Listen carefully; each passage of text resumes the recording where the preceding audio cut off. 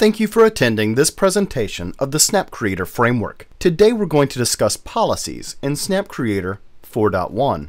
Historically in Snap Creator, retention policies have been assigned within each individual configuration file. This makes it difficult to verify that groups of configuration files are meeting service level agreements.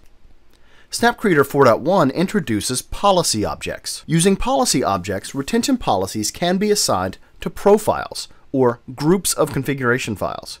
Schedules can also be defined as part of the policy, so that all configurations within a profile have the same retention policy and are being backed up at the same intervals. Snap Creator policy objects are made up of several components. Policy schedules define when to run an operation on a schedule. If policies are being used, then scheduling in Snap Creator is done using the policy schedules as opposed to using the Snap Creator scheduler. Backup type is a label that can be set by the policy object. Today this is just a text string, but it would be possible for a plugin to leverage the backup type for advanced operations, such as identifying application data as opposed to logs. Policy management is the policy itself that contains information on snapshot copy retention and age. This policy also defines the policy schedule and the backup type that have already been mentioned. Policy assignments is where policies are assigned to profiles. Once a policy is applied to a profile, it is enacted on all configurations within the profile. It is important to note that policy objects override retention policies set within the configuration files. Let's take a look at how this works.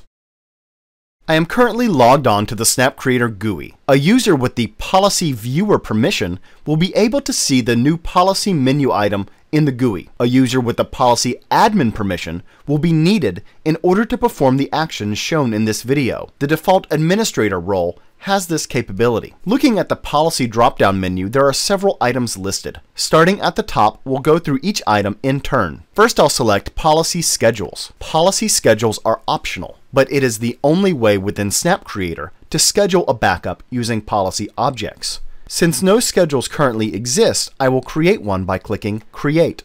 In the Add Policy Schedule window, provide a schedule name. For example, I'll use Backup Daily 0400. Choose if the schedule is active. By default, the active button is selected. And then select an action to run on a schedule. There are several possible actions that can be performed on a schedule. I'll select Backup. Select a frequency that the schedule should run on. There are several options available, including a cron option that allows for more customization. If the cron option is selected, a cron expression can be provided. For this example, I'm going to use a frequency of daily. I'll also need to provide the hour and minute that the schedule should run. I'll set this to 0400, so it runs at 4 a.m. Click Save once all the changes are made. Returning to the Policy drop-down menu, I'll now select Backup Type. Backup types are also optional for a policy object. I'll create a backup type by clicking Add. Enter a name for your backup type. For an example, I'll add App Data. Click OK. Returning to the Policy drop-down menu, I'll now select Policy Management. The Policy Manager lists all of the policies that have been created in Snap Creator. At this point, no policies are created, so I'll click Create. Name the policy. I'm going to call it App Gold. Optionally, you can select a backup type. I'll select the app data that I created earlier. And then select a policy type. Local indicates that the policy will only create snapshots on the primary storage. Snap Vault indicates that the policy will update Snap Vault relationships. And Snap Mirror indicates that the policy will update Snap Mirror relationships. If choosing Snap Vault or Snap Mirror, all volumes are expected to have a Snap Vault or Snap Mirror relationship. For this example, I'll select Snap Vault. Optionally, select a policy schedule. I'll select the Backup Daily 0400 schedule that I created earlier.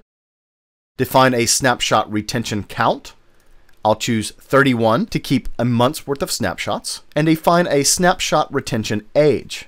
This is the age of the snapshot copies. I'll set this to 31 as well. Retention count and age work together. If I take a bunch of manual snapshots in a single day, I don't want to lose some of the snapshots that I need in order to keep my SLAs. The retention age is an additional check that will be performed to make sure that the snapshot copies meet both the count as well as the age requirements. Since I selected a policy type of Snap Vault, I also need to set the Snap Vault retention count and age. I'll set each of these to 90. Once completed, Click Save. Returning to the Policy drop-down menu, I'll now select Policy Assignments. First, a profile needs to be selected. I only have the domino profile that I created in an earlier video. I'll click the domino profile to select it. This gives me a list of the policies that can be assigned to the profile. To apply the App Gold policy I just created, click the checkbox and click Save. A message will appear on screen to let me know that the configuration files in my profile currently have local retention policies. Assigning this policy will overrule the settings in the configuration file. Click Yes to apply the policy object, then click OK. If I click Management and then Schedules, I can see that the policy schedule is now listed as an active schedule. That completes this presentation of policies in Snap Creator 4.1. For additional information about Snap Creator, visit the Snap Creator developers community at www.snapcreator.com or visit the Snap Creator forum on NetApp communities at www.netapp.com/snapcreator.